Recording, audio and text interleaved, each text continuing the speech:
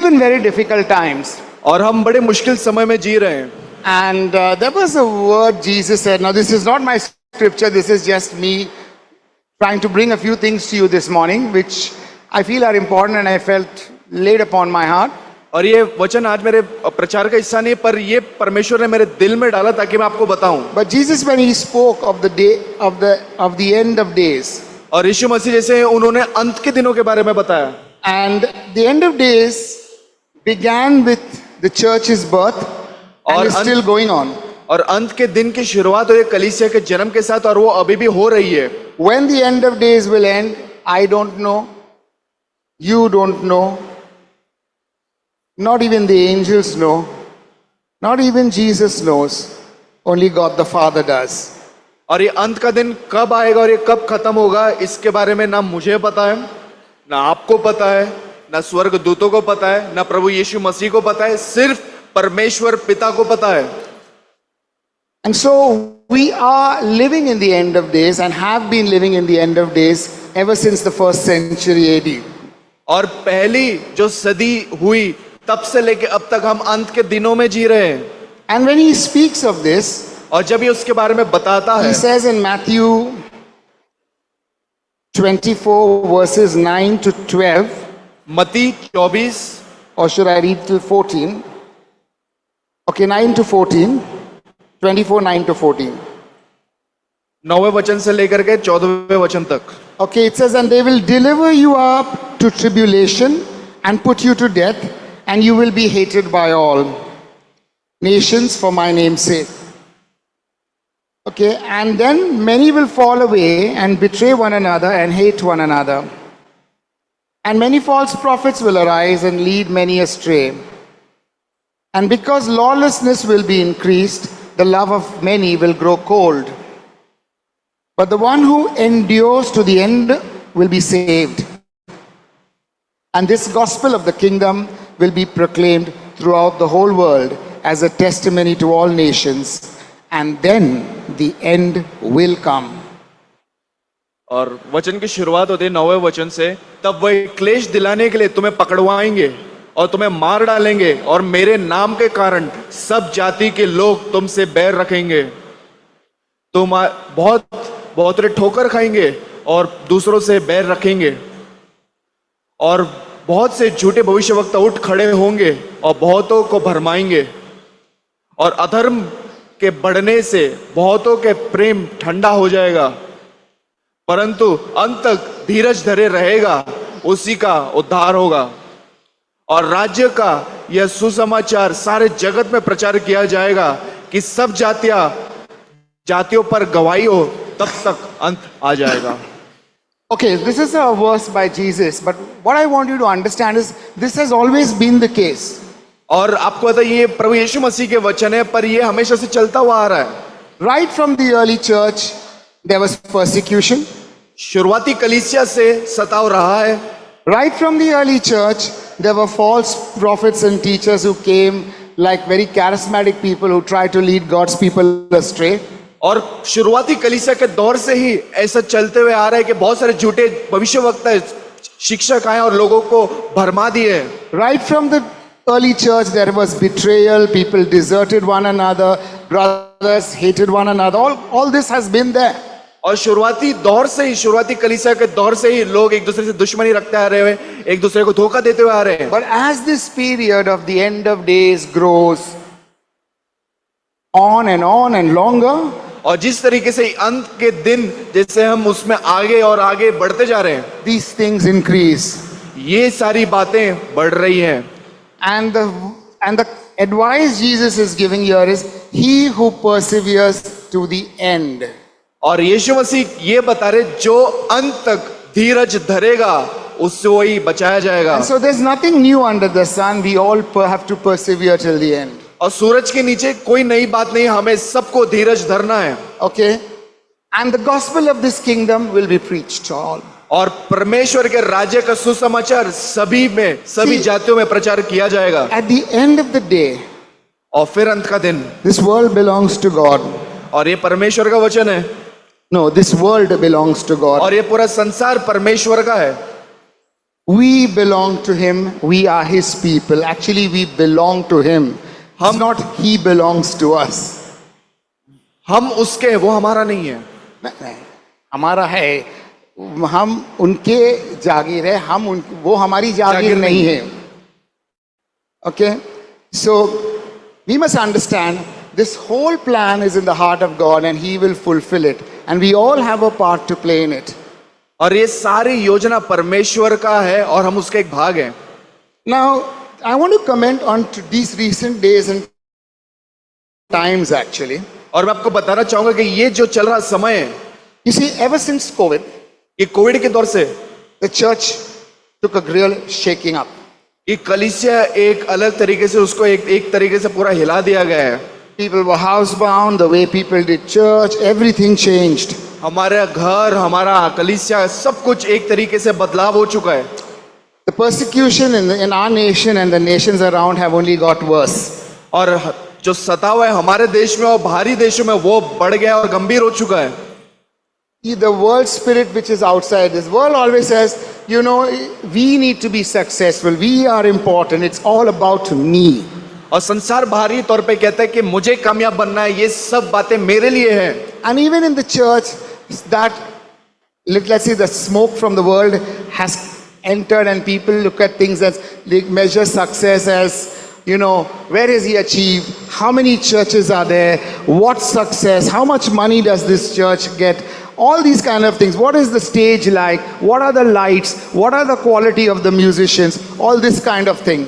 और इसकी जो हवा है कलीसिया के अंदर भी घुस चुकी है, जिससे लोग आजकल बोल रहे हैं कि ये कलीसिया में हो क्या रही है, इसकी लाइटिंग कैसी है, इसका दिखाने का तरीका कैसा, इसकी आवाज कैसी है, सब कुछ लोग एक दूसरे को जांच रहे, परख रहे और सफलता के लिए लोग देख रहे हैं कि कितना ये कलीसिया में पैसा आ रहा है, कितने कलीसिया बोए गए हैं। इस तरीके से सफलता को नापा जा रहा है। You see, we may measure success by how many people are coming to attend the church or not coming to attend the church, and how many people are growing. This is the kind of thing that has been going on around the world. और ये सारी बातें संसार भर में फैल रही कि लोग देख रहे कितने लोग कलीसिया में आ रहे, इकट्ठे हो रहे, भीड़ लग रही, कितने लोग नहीं आ रहे।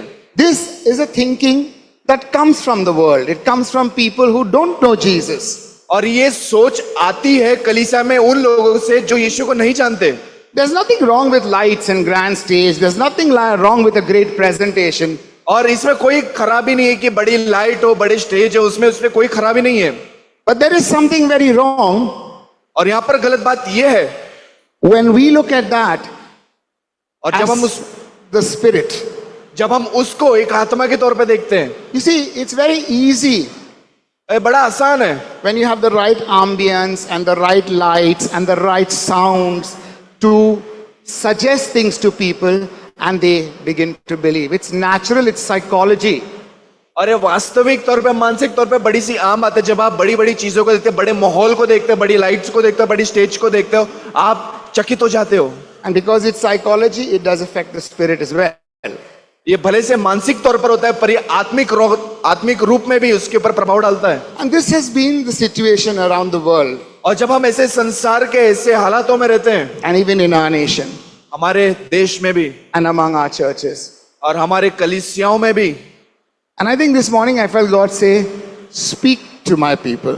और so आज की सुबह मुझे ऐसा लगा परमेश्वर ने मुझसे कहा कि मेरे लोगों से आज बात करो। really not even having notes here, I'm going to do this as trusting God as to what He's put on my heart. और मेरे पास किसी भी तरह का नोट्स नहीं है, मैं बता रहा हूँ जिस तरीके से परमेश्वर के ऊपर भरोसा रखा है मैंने, और परमेश्वर मुझसे जैसे बताया। You see, one of the letters that impresses me the most is to Timothy for a time like this. और जो पत्र मुझे बहुत अच्छा लगता है वो है 2 तीमुथियुस में। See, Paul writes, this is probably his last letter he ever writes. और पौलुस अपना आखिरी चिट्ठी वो लिख रहा होता है। He writes this waiting to face his executioner. और वो इंतजार करते हुए इस चिट्ठी को लिख रहा है जिस तरीके से आगे जाके उसकी हत्या की जाती है। He knows his head is going to be chopped off. और उसको पता है उसके हाथ कटवाए जाने वाले हैं। He's talking about उसका सर कटवाए जाने वाला है। He's talking about people having deserted him. और ऐसे लोगों के बारे में जिनको अकेला छोड़ दिया गया उनके बारे में बता रहा है। He's talking about how he's faced things and no one stood with him. और वो कैसे चीजों के सामना किया और कैसे उसमें वो खड़ा रहा. Yet he remembers his friends, his love, and he continues to say, but for the Lord, but for him, but for him. And he's there. और वो अपने लोगों को चिट्ठियां लिखता है और वो परमेश्वर ये कहता है कि परमेश्वर के लिए, परमेश्वर के लिए, परमेश्वर के लिए. And then he writes in this letter, like as if he's a great victor. He says, I have finished the race and the crown is mine. और एक विजयी खिलाड़ी की तरह वो लिखता है, मैंने अपनी दौड़ को दौड़ा है और मैं जीत गया. In the world today, और आज के दिन संसार में success is not measured in how much you suffer. Success is measured in how much blessing you got, how much you received, how much well-being you have, how much numbers you've got, what success you have in terms of your finance. This is the world, and that is coming to the church. और हम संसार में देखते हैं कि सफलता को इस तरीके से नापा जाता है कि आपने कितना कमाया, आप कौन से ओहदे पर है, आपने कितना जीता, इस बात पर नहीं कि आपने कितना संघर्ष किया. And yet पौलुस is in God's kingdom the most successful apostle one has ever read about. परमेश्वर के राज्य में सबसे सफल प्रेरित रहा है जिसके बारे में लोगों ने पढ़ा. And how does his success get measured? It gets measured by this letter which he writes, और आपको which पता we है are going to look at some things from it this morning. और आपको पता है किस तरीके से उसकी सफलता को नापा जाता है उसके चिट्ठियों द्वारा, जिसे हम देखेंगे. Everyone's deserted him. He's walking all alone, and there's the chopping block, and he puts his head on that block. The executioner lifts the sword, and Paul says, into your hands I commit my spirit, and the sword falls. और ऐसे समय में आ जाता है जहां सारे लोग उसको अकेला छोड़ देते हैं, और वहां पर जहां पर उसका सर काटने वाला था वहां पर वो जाता है, अपना सर रखता है और वो यही कहता है कि परमेश्वर आपके हाथ में मैं अपनी आत्मा को सौंपता हूं. और जो तलवार चलाने वाला है अपनी तलवार उठाता है और उसके सर को काट देता है. I have run the race. I have finished the race. All that is left now is the crown of glory. मैंने अपनी दौड़ को दौड़ा है और दौड़ को पूरी किया है और मेरा जो पुरस्कार है उसके हाथ में. When I read these words and I read this letter, और जब इन चिट्ठियों को और इन वचनों को जिस तरीके से मैं पढ़ता हूं, it fills me with not just hope but faith to carry on even when I don't know what is happening. ये मुझे आशा और विश्वास से भर देता है जब मुझे ऐसा लगता है कि मुझे मालूम ही नहीं मुझे करना क्या है, उसमें मुझे ये भर देता It है. gives me faith to know the Spirit of God is with me, not in my successes, but when everything looks like a failure, that failure is His to turn into glory. और मुझे मालूम पड़ता है कि जब परमेश्वर का आत्मा मेरे साथ सिर्फ मेरी सफलता में नहीं बल्कि मेरे संघर्ष में भी, और ये सारी बातें उसकी महिमा के लिए है. How many this morning feel I'm tired of being a Christian? और कितने लोगों को आज महसूस हो रहा है कि मैं थक चुका हूं एक मसीह रहते हुए, I'm tired of doing good. मैं थक चुका अच्छा करते हुए. I'm tired of these ungrateful brothers whom I keep doing good and all they do is desert me. They slap me in the face. और ऐसे कितने लोग बोलते रहेंगे कि मैं थक चुका इन लोगों का अच्छा करते हुए, ऐसे भाइयों का कि इनके साथ मैं अच्छा करता पर यही लोग मुझे अकेला छोड़ देते हैं. I'm tired of Sunday after Sunday, the same songs, the same thing, the same thing, the same thing. Why isn't there anything new? और मैं थक चुका हूं ये हर रविवार रहा कि सिर्फ एक ही बात, एक ही गाना, ये सारी चीजें चलते रहे, कुछ नई बातें क्यों नहीं हो रही. Why isn't the church doing something new, innovative? और कलीसिया जो एकदम कुछ अलग सा क्यों नहीं कर रही है. The Bible simply says one thing, there is nothing new under the sun. और आपको बता दो कि सूरज के नीचे कोई नई बात नहीं है. Or I think it was Shakespeare who said, all that glitters is not gold. और जिस तरह के शेक्सपियर कहते हैं जो चीज चमकती है वो सोना नहीं होती. Because with the falling of that head and the drops of those blood, a kingdom shook and Christianity came to all of Europe. और उस सर कटने की वजह से, उसके खून टपकने की वजह से जो धरती पर गिरा, उसकी वजह से मसीहत आपके पास आई. Paul wasn't there to see it. Another 200 years will pass. और ये देखने के लिए कोई नहीं था. Paul wasn't there to see it. और पौलुस भी नहीं था इस बातों को Another देखने के लिए. 200 years will pass. और 200 साल गुजर गए. Many more will die. और भी लोग मरेंगे. And many like him, like Paul will say, I have run the race. And the crown of glory awaits me. और बहुत से पौलुस की तरह कहेंगे मैंने अपनी दौड़ को दौड़ा है और उसको पूरा किया है, और मैं अपने मुकुट, अपने पुरस्कार का इंतजार कर रहा हूँ। Starting from Jesus, this is the story of the church.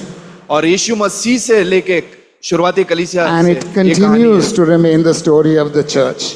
और ये जाती है कलीसिया के निर्माण की So कहानी। let's not forget what we are called to. What is that has been put in us? What is that faith? और इस बात को भूलिएगा मत, आपकी बुलाहट क्या है, और उस जो विश्वास जो आपके अंदर है, उसको भूलिएगा मत। And start looking for these grandiose things. और इनकी शान वाली जो चीजों को देखते मत रहिए। We need a new sound system. Yes, it's good to have a new sound system. Please, I'm not criticizing any of this, but I just want to get at the heart of the matter. और sound system अच्छा होना चाहिए, बिल्कुल अच्छा होना चाहिए, मैं इसके खिलाफ, इसकी आलोचना नहीं करता You हूं। know, today is the worst sound system we have, and yet it's done well. God came into our midst. और भले से आज का साउंड सिस्टम अच्छा नहीं था, बल्कि परमेश्वर आया हमारे बीच में। It's not about sound systems. ये साउंड सिस्टम के बारे में नहीं It's है, about what it is. We belong to Jesus. Our lives are about Him. Our families are about Him. Our histories are about Him. और ये सिर्फ और सिर्फ प्रभु यीशु मसीह के लिए है। हमारा सब कुछ ये सिर्फ साउंड सिस्टम के ऊपर नहीं, बल्कि हमारा सब कुछ प्रभु यीशु मसीह है। Our joys are about Him. हमारा आनंद उसके बारे में है। Our sorrows and sadness and sickness and you name what you're going through is about Him. और आपका दुख, आपका बीमारी, और जिस किसी भी हालत से आप गुजर रहे हैं, ये सारी बातें उसके लिए है। Paul escaped the lion's mouth, faced the sword and died. Paul escaped the lion's mouth, but he faced the sword and died. और It says so in 2 Timothy. और तिमुथियुस में कहता है उसके शेर के मुंह से भले बच निकला, पर मरा वो तलवार से। So God may heal, God परमेश्वर चंगाई दे सकता may है, save, and usually He does. But He may not. It's His choice, not yours and mine. But He may not. It's His choice, not yours and mine. पर ये उसका चुनाव है, आपका और मेरा नहीं। So let's pray, आइए हम प्रार्थना fervently, करते हैं, trust Him, and विश्वास know करें। whether we live or whether we die, it will be for the glory of God. Amen. कि भले हम जिए या मरे, पर ये उसकी महिमा के लिए हो। And so I'm just going to look at I'm not going to do the whole chapters of Timothy, but I would like it read. Otherwise, scripture is not read. और मैं तिमुथियुस का पूरा नहीं करूंगा, बल्कि कुछ वचनों को लूंगा। No, we will read the full chapter, but I will just make one point per chapter and leave you with 4 things और to एक एक take पॉइंट में निकालूंगा with you to deal with the lives you and I have to face और in these जो days. चीजों से हम जूझ रहे हैं उसके लिए हम देखेंगे उसे। Okay? And so I'd like someone to read it in English and someone to read it in Hindi. Or will you do it, Jack? Okay, fine. All right, I will quickly read it in English then. All right. Or would someone else like to read it? But clearly. Okay, we will start. Paul says, okay, let's read it from the beginning. 2 Timothy 1. Paul, an apostle of Christ Jesus, by the will of God, according to the promise of the life that is in Christ Jesus, to Timothy, my beloved child, grace, mercy, and peace from God the Father and Christ Jesus our Lord. I thank God whom I serve, as did my ancestors, with a clear conscience, as I remember you constantly in my prayers, night and day. As I remember your tears, I long to see you, that I may be filled with joy. I am reminded of your sincere faith, a faith that dwelt first in your grandmother Louise and then in your mother Eunice, and now I am sure dwells in you as well. For this reason, I remind you to fan into flame the gift of God, which is in you through the laying on of my hands. For God gave us a spirit not of fear, but of power and love and self-control. Therefore, do not be ashamed of the testimony about our Lord, nor of me his prisoner, but share in suffering for the gospel by the power of God, who saved us and called us to a holy calling, not because of works, not because of his own purpose and grace, which he gave us in Christ Jesus before the ages. Not because of our works, but because of his own purpose and grace, which he gave us in Christ Jesus before the ages began, and which now has been manifested to the appearing of our Savior, Christ Jesus, who abolished death and brought life and immortality to light through the gospel, for which I was appointed a preacher and apostle and teacher, which is why I suffer as I do. But I am not ashamed, for I know whom I have believed, and I am convinced that he is able to guard until that day that which has entrusted to me.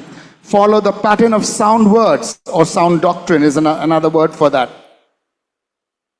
that you have heard from me in the faith and love that are in Christ Jesus. By the Holy Spirit who dwells within us, guard the good deposit entrusted in you. You are aware that all who are in Asia turned away from me, among whom are Phygelus and Hermogenes. May the Lord grant mercy to their household. Okay, then he goes on to talk about Onesiphorus, who refreshed him. Then he says that he arrived in Rome, and he talks about people here, and then he talks about what he did in Ephesus. So you've got a whole list here, but he says something very important, and that's the first thing I want to look at. It says here in verse 14, by the Holy Spirit who dwells within us, guard the good deposit entrusted to you. और पहले वचन से जिस तरीके से हम देखते हैं 2 तीमुथियुस 1:1 पौलुस की ओर से जो उस जीवन की प्रतिज्ञा के अनुसार जो मसीह यीशु में है, परमेश्वर की इच्छा से मसीह यीशु का प्रेरित है। प्रिय पुत्र तीमुथियुस के नाम परमेश्वर Verse पिता 14, I think you're reading the wrong verse. 2 Timothy 1 verse 14. You read the entire chapter, right? Huh? Oh, you're reading the whole chapter? Sorry, forgive me. प्रिय पुत्र तीमुथियुस के नाम परमेश्वर पिता और हमारे प्रभु यीशु मसीह की ओर से तुझे अनुग्रह और दया की शांति मिलती रहे। जिस परमेश्वर की सेवा में अपने बाप दादाओं की रीति पर शुद्ध विवेक से करता हूं, उसका धन्यवाद हो कि मैं अपनी प्रार्थनाओं को तुझे लगातार स्मरण करता हूं और तेरे आंसुओं की सुधि कर अपनी रात दिन तुझसे भेंट करने की लालसा रखता हूं कि आनंद से भर जाऊं। और मुझे तेरे उस निष्कपट विश्वास की सुधि आती है जो पहले से तेरी नानी लुइस और तेरी माता यूनिके में थी, और वह निश्चय हुआ कि वो तुम में भी है। इसी कारण मैं तुझे सुधि दिलाता हूं कि तू परमेश्वर की उस वरदान को जो तेरे हाथ में रखने के द्वारा तुझे मिला है चमका दे, क्योंकि परमेश्वर ने हमें भय के नहीं पर सामर्थ और प्रेम का संयम की आत्मा दी है। इसीलिए हमारे प्रभु की गवाही से मैं और मुझसे मैं उसका जो कैदी हूं, लज्जित ना हो, पर उस परमेश्वर के सामर्थ्य के अनुसार सुसमाचार के लिए मेरे साथ दुख उठा, जिसने हमारा उद्धार किया और पवित्र बुलाहट से बुलाया, और यह हमारे कामों के अनुसार नहीं परंतु उसके मनसा और उसके अनुग्रह के अनुसार है, जो मसीह यीशु में सनातन हम पर हुआ है। पर अब हमारे उद्धारकर्ता मसीह यीशु के प्रकट होने के द्वारा प्रकाश हुआ, जिसने मृत्यु का नाश किया और जीवन और अमरता को उस सुसमाचार के द्वारा प्रकाशमान कर दिया, जिसके लिए मैं प्रचारक और प्रेरित और उपदेशक भी ठहरा। इस कारण मैं इन दुखों को उठाता हूं पर लजाता नहीं, क्योंकि मैं जिसमें मैंने प्रतीत की है जानता हूं, और मुझे निश्चय यह मेरी थाती कि उस दिन की रखवाली कर सकता है। जो खरी बातों से तूने मुझे सुनी है, और उनको उस विश्वास और प्रेम के साथ जो मसीह यीशु में है अपना आदर्श बनाकर रख, और पवित्र आत्मा के द्वारा जो हम में बसा हुआ है उसकी अच्छी थाती की रखवाली कर। Okay, we stop there. So, okay, now what I want you to see is this word is guard the deposit in you. और ये बताता है उस जो तुम्हारे अंदर इस चीज को डाला है उसकी रखवाली कर by the Holy Spirit. पवित्र आत्मा के द्वारा। You see, today sadly, and I do believe that the Spirit of God manifests in this way, but sadly people only look for the manifestation of the Spirit and not the transformation of the Spirit within us. और मैं इसके ऊपर मेरा खुला जो है मैं agree करता हूं इस बात से कि परमेश्वर का पवित्र आत्मा मौजूद है और वो उतरता है हमारे बीच में, पर लोग ज्यादा उसके उतरने के ऊपर विश्वास रखते हैं इसके बदले कि वो ये देखे कि वो आपके अंदर क्या बदलाव कर रहा है। They want to see the laughter, the signs, the wonders, even the healings and deliverances are manifestations of the Spirit of God in our midst. And they are good. और हम देखना चाहते हैं कि लोग इधर हंस रहे हैं, रो रहे हैं, खिलखिला रहे हैं, गिर रहे हैं, वो पवित्र आत्मा की मौजूदगी को बताता है और ये अच्छी बात है। और ये अच्छी बात है। But the truth of the Spirit of God is that He is there to help you protect that deposit which was put on you at the time God came in, met with you, saved you, and at the laying on of hands, you were defined as who you will be in His kingdom. और इस बात को आप याद रखें कि पवित्र आत्मा आपके अंदर मौजूद है और वो आपके दिल की रखवाली करने के लिए है, ताकि वो आपको बचाए। जब आपको उद्धार हुआ था, जब आपके पास हाथ रखा था, जब आप जान चुके कि आप कौन है मसीह में। You see, when we got saved, those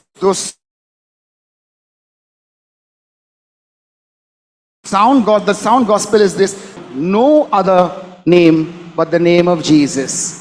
और जब इस बात को याद रखिए, जब आपका उद्धार हुआ तो ये आवाज आपके अंदर है कि मसीह और मसीह के द्वारा और मसीह के अलावा कोई नहीं। In Him we live and exist and have our being.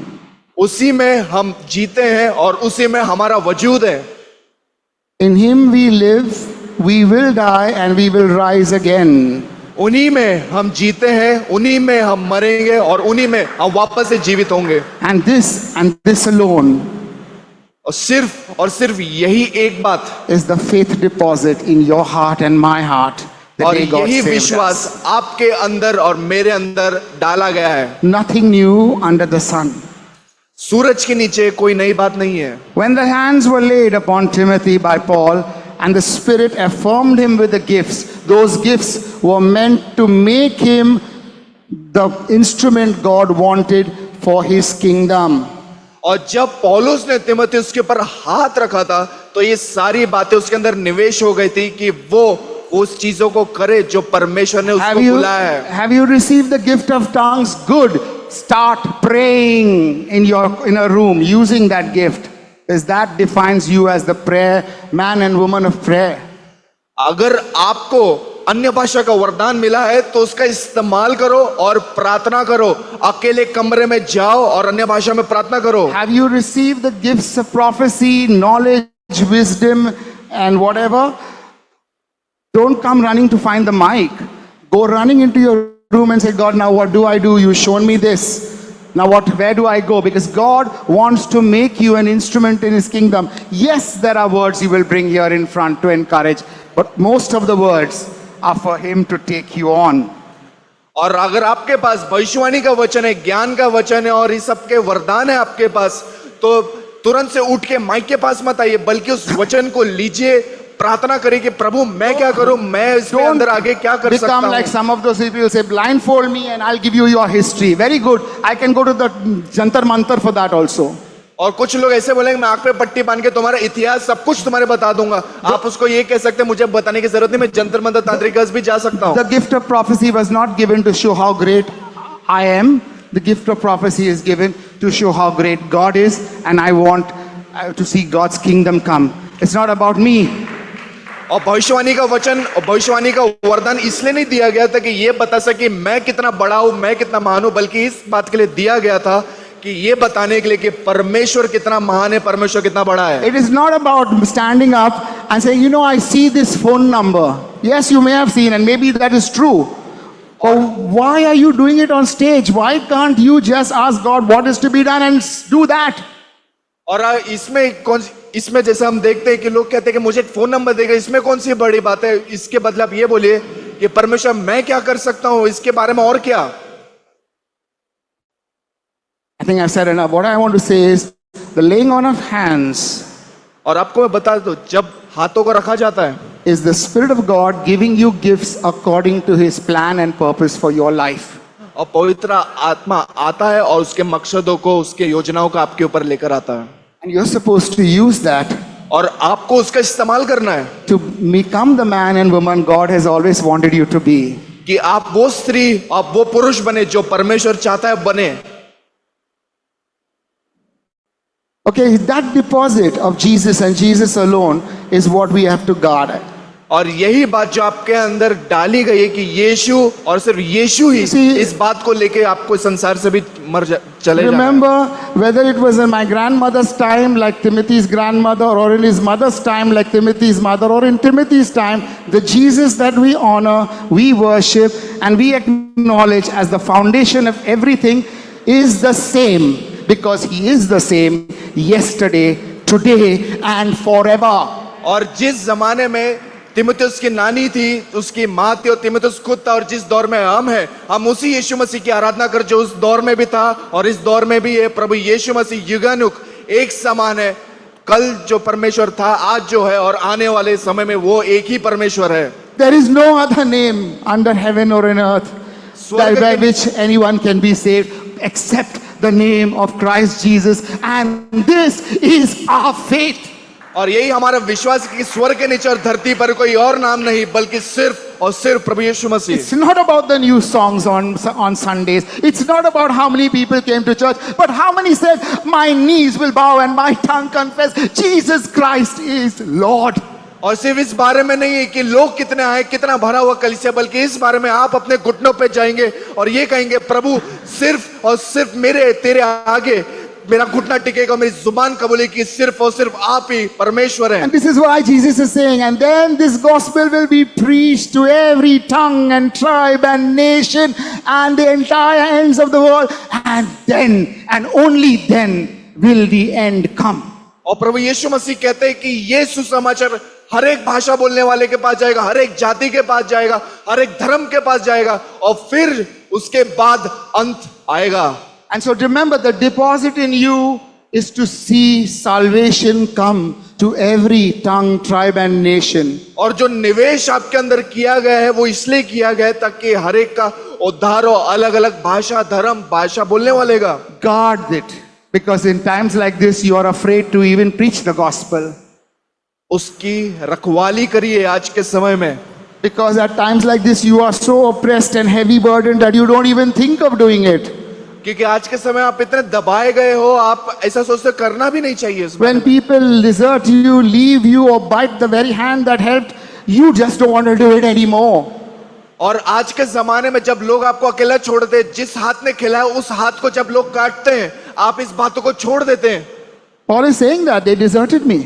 और पौलुस कह रहा है कि उन लोगों ने मुझे छोड़ा, But he says, guard that deposit, and the Holy Spirit is here to help you do this. पर पौलुस कह रहा है कि उसके रखवाली करो, और पवित्र आत्मा से हमें मांगना है कि वो हमारी रखवाली करे उस निवेश के लिए जो हमारे अंदर डाला गया था। And so that is my first thing. ये मेरी पहली बात है। Can we just pause? I mean, today's verse, I told you, is not really a prepared word. It's just 4 things I'm taking from here and sharing as I felt God wanted me to do. और जिस तरीके से क्यों ना हम एक थोड़ा ठहर जाएं, क्योंकि आज का ये जो वचन है ये मैंने तैयार किया हुआ वचन नहीं, बल्कि मुझे ऐसा लगा कि परमेश्वर जो मेरे दिल के अंदर बात कर रहा है वो मैं आपसे बात करूं। Can we bow our heads and say, Spirit of God, fan that fire again for the gospel in my heart. और अपने सरों को झुकाएं और पवित्र आत्मा से कहे कि पवित्र आत्मा उस आग को वापस से जला उस सुसमाचार के लिए। May you fan into flame the gift of God. और परमेश्वर उस आग को बढ़ा तेरे वचन के लिए। These gifts you gave me, Lord, may I use it to bring salvation, to bring healing to those who do not know you, that all may know the name of Jesus and bow before them. Lord, I want to be part of your gospel, so help me, God. हे परमेश्वर मेरी मदद कर, ताकि ये जो निवेश आपने मेरे अंदर किया है, मैं इसको बाहर लेकर जाऊं और लोगों का उद्धार करूं, चंगाई लेकर आऊं उन लोगों के पास जो आपको जानते तक नहीं। And he says, और वो कहता है, I'm not ashamed of the gospel.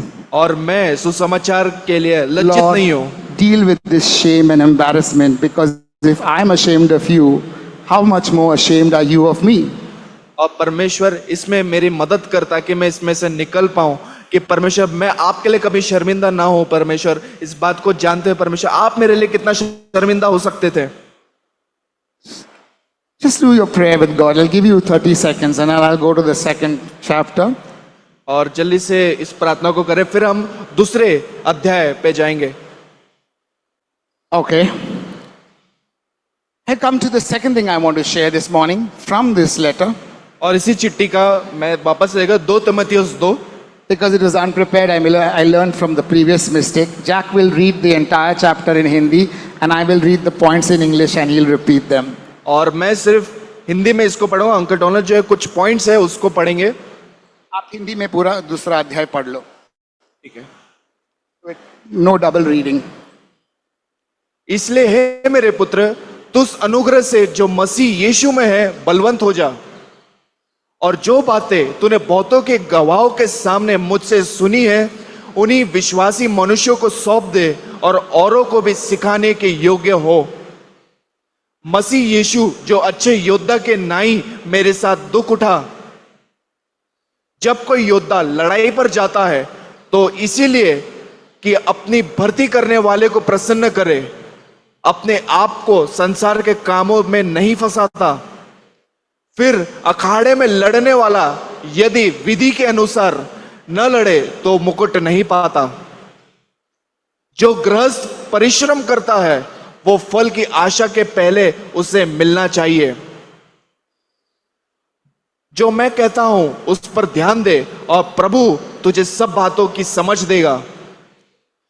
यीशु मसीह का स्मरण रख जो दाऊद के वंश से हुआ और मरे हुए में से जी उठा, और यह मेरे सुसमाचार के अनुसार है, जिसके लिए कुकर्मियों के नाई दुख उठाता हूं, यहां तक कि कैद में हूं, परंतु परमेश्वर का वचन कैद नहीं है। इस कारण मैं चुने हुए लोगों के लिए सब कुछ सहता हूं कि वे उस उद्धार को जो मसीह यीशु में है अनंत महिमा के साथ पाए। यह बात सच है कि यदि हम उसके साथ मर गए तो उसके साथ जिएंगे भी। यदि हम धीरज से सहते रहेंगे तो उसके साथ राज भी करेंगे। यदि हम उसका इनकार करेंगे तो वो भी हमारा इनकार करेगा। यदि हम अविश्वासी भी हो तो भी वह विश्वास योग्य बना रहता है, क्योंकि वह आप अपना इनकार नहीं कर सकता। इन बातों की सुधि उन्हें दिला और प्रभु के सामने चिंता दे कि शब्दों पर तर्क वितर्क न किया करें, जिनसे कुछ लाभ नहीं होता, वरन सुनने वाले बिगड़ जाते हैं। अपने आप को परमेश्वर के ग्रहण योग्य और ऐसा काम करने वाला ठहराने का प्रयत्न कर जो लज्जित होने न पाए और जो सत्य का वचन जो ठीक रीति से काम में लाता हो। पर अशुद्ध बकवास से बचा रहे, क्योंकि ऐसे लोग भी अभक्ति से बढ़ते जाएंगे और उनका वचन सड़े घाव के नहीं फैलता जाएगा। हमुनियुस और फिलेतुस में उन्हीं से भी, जो यह कहकर पुनरुत्थान हो चुका है सत्य से भटक गए हैं और कितनों का विश्वास को उलट पुलट कर देते हैं।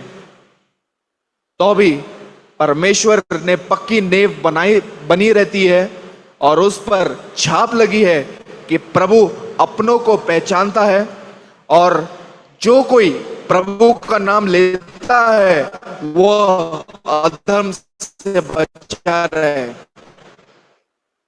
बड़े घर न केवल सोने और चांदी के हैं, पर काठ और मिट्टी के बर्तन भी होते के लिए। यदि कोई अपने आप को इनसे शुद्ध करेगा तो वह आदर का बर्तन है और पवित्र ठहरेगा और स्वामी का काम आएगा और हर भले काम के लिए तैयार होगा। जवानी की अभिलाषाएं से भाग, और जो शुद्ध मन से प्रभु का नाम लेते हैं उनका साथ धर्म और विश्वास और प्रेम और मेल मिलाप का पीछा कर। पर मूर्खता और अविद्या के विवादों से अलग रहे, क्योंकि तू जानता है कि उनसे झगड़े भी होते हैं।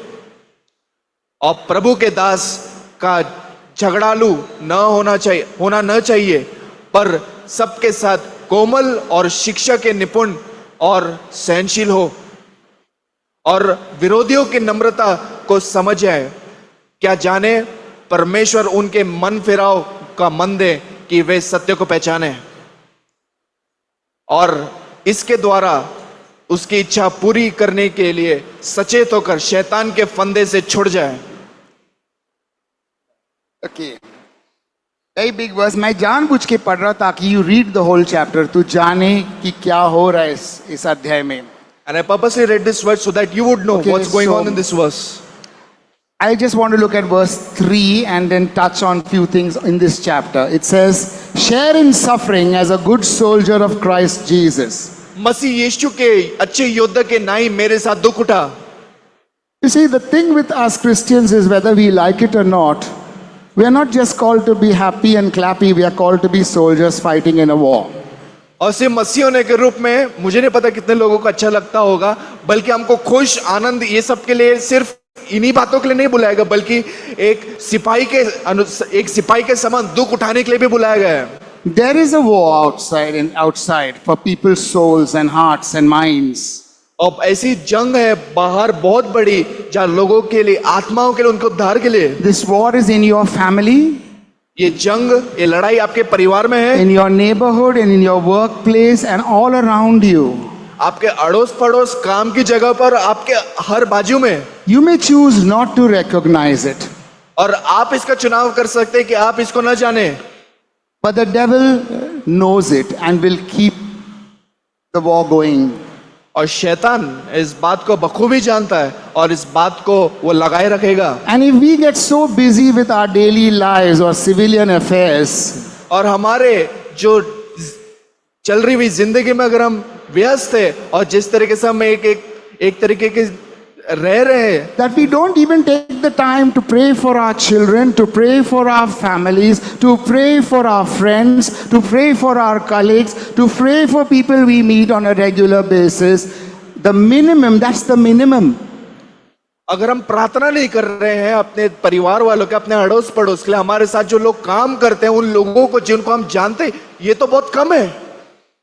That battle for souls is lost. और ये जो आत्माएं हैं ये खो जाती हैं। That जंग, उस जंग जो उस जंग- उस प्राण के लिए है वो खो जाती है. Whereas we've been called to be good soldiers of Christ. और We will हमको suffer. और हमको बुलाया गया है यीशु मसीह की तरह एक योद्धा के तौर पर हम लोग को सहन करने, But we are to fight that fight. और हमें उस लड़ाई को लड़ना है। It's not about the marching around, I will fight the fight and go around the church marching. It's a great thing to do because it brings faith.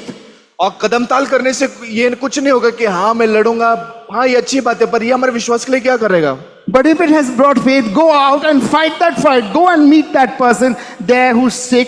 Go and meet that person lying in his sin or in her sin or in their need and preach the gospel.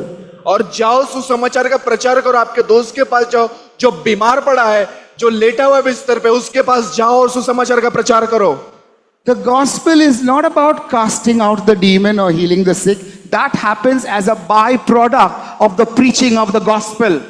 और सुसमाचार सिर्फ इन बातों के ऊपर निर्भर नहीं है कि आप जाके दुष्ट आत्माओं को निकला उससे चंगाई, तो ये बातें उसका एक बाय प्रोडक्ट है, यानी कि उसकी बात का हिस्सा है। When you tell someone who's sick or someone who's got a demonic problem or whatever issue, you know Jesus died for you, he rose again and he can change your life. Will you believe in him who is God, who became man, and you preach that gospel and that gospel begins to work? That is the power of God to salvation. That begins to work and then the demons will flee, sicknesses will go and men and women will be saved.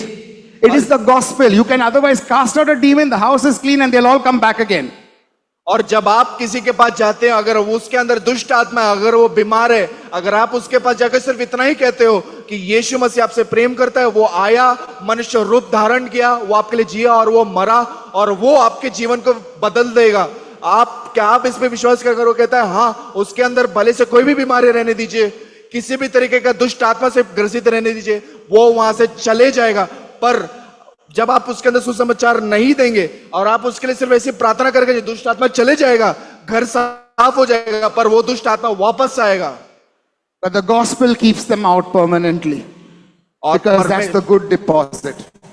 क्योंकि परमेश्वर का सुसमाचार उस दुष्ट आत्मा को हमेशा भारी रखता है, वो Now, रखवाली करता है। there's only one encouragement I will say over here, and that is if we are faithless, He remains faithful. अगर हम विश्वासु नहीं है, वो विश्वासु है। And just I say right now in your hearts, resolve, Lord, I am your soldier. I will go out and fight the fight. I will preach the gospel. I will share your salvation to people. However I try, I will try. I may not be the greatest preacher, but I want to do this. And Lord, I want to be that soldier because that's what I've called me to be. और ये बात परमेश्वर से कही है, प्रभु मैं तेरा सिपाही बनना चाहता हूँ, मैं तेरा सैनिक बनना चाहता हूँ कि परमेश्वर मैं जाऊं, आपका प्रचार करूं, जाके और लोगों को आपके बारे में बताऊं। भले से मैं कोई बड़ा प्रचारक नहीं बन सकता, भले से मैं बड़ा प्रचारक नहीं हूं, पर फिर भी मुझे शक्ति दे, मुझे सामर्थ्य दे कि मैं जाऊं और तेरा सुसमाचार बता सकूं। Okay, so I know Ajay showing me time is running out, so I'm going to just do the last one. I hope I can do all four. I doubt it. But I think it's important we do the third one. Jesus did say at these times, a lot of people come preaching all kinds of things to lead people astray. और यीशु False Masih- prophets, they are called. और यीशु मसीह ने, पौलुस यहाँ पर बताते हैं कि बहुत सारे जो लोग हैं वो आते हैं और अलग अलग चीजों का प्रचार करते हैं, लोगों को भरमा के लेकर चले जाते हैं। You see, it is by what we learn or what we know or what we are taught or fed into our minds that determines who we become. It's our philosophy to life. और यही बातें जो हम सुनते हैं, हमारे कानों में बातें पड़ती है, हमको बनाती हैं वो So मनुष्य। we won't read the chapters, but in chapter 3, he goes on about it will difficult times of difficulty, and says people will be lovers of self, lovers of money, proud, arrogant, abusive, disobedient to their parents, ungrateful, unholy, heartless, appeasable, slanderous, without self-control, brutal, and not loving good, treacherous, reckless, swollen with conceit, lovers of pleasure, rather lovers of God, having the appearance of godliness but denying its power. Avoid such people. और वो कहता है next verse, okay, क्योंकि मनुष्य अब स्वार्थी, लोभी, डींगमार, अभिमानी, निंदक, माता पिता के आज्ञा को टालने वाले, कृतज्ञ, अपवित्र, मयार रहित, क्षमा रहित, दोष लगाने वाले, असंयमी, कठोर, भले के बैरी, विश्वासघाती, ढीठ, घमंडी और परमेश्वर के नहीं परंतु सुख विलास के चाहने वाले होंगे, कि वे भक्ति का भेष तो धरेंगे पर उस शक्ति को न मानेंगे, ऐसे से परे रहता है। Now, this is not anything new. और ये कोई नई बात नहीं है, Everyone, including you and me, are like that. आप और मैं दोनों वही हैं। सब लोग, सभी हम लोग और हैं। आप भी. Okay? Because the world is like this. You know, we will do all kinds of things and then we'll go and stand and be very religious on a festival, or we will do our two pice duties, come to church on Sunday or go to the mandir somewhere or to the masjid. It doesn't matter.